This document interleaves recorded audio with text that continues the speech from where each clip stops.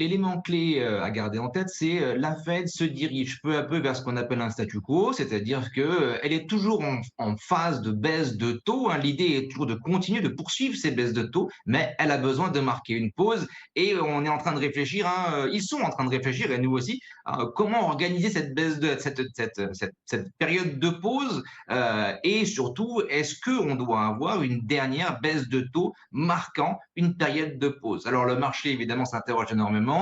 La semaine passée, on a eu des variations d'anticipation, vous le rappelez en introduction, qui ont été de l'ordre de 30% de chance à 65% de chance actuellement. Donc c'est vraiment quelque chose de variable. On a longtemps dit, on est longtemps resté sur les 50%, c'est-à-dire dans l'aléa le plus complet.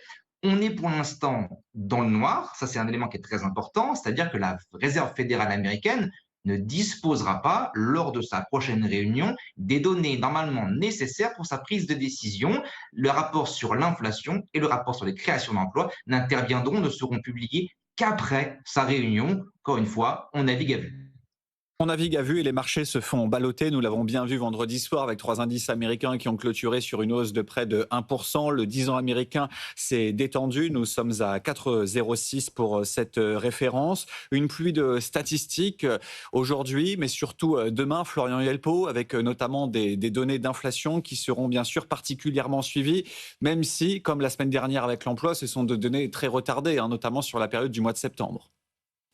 Alors, c'est non seulement des données qui sont retardées, mais c'est également l'indice des prix à la production, hein, qui va être publié. C'est-à-dire que quelque part, c'est la progression des coûts dans la production essentiellement des biens. On va avoir une vision partielle de l'inflation future américaine et retardée. On est vraiment en train de regarder dans le rétroviseur. Alors évidemment, c'est important de regarder dans le rétroviseur pour savoir d'où on vient. Ça nous aide à comprendre où est-ce qu'on pourrait potentiellement aller, mais ce ne sont ni des nouvelles fraîches, ni exactement le type d'indicateur dont on voudrait disposer. En plus de l'indice des prix à la production, seront publiées la progression des ventes de détail.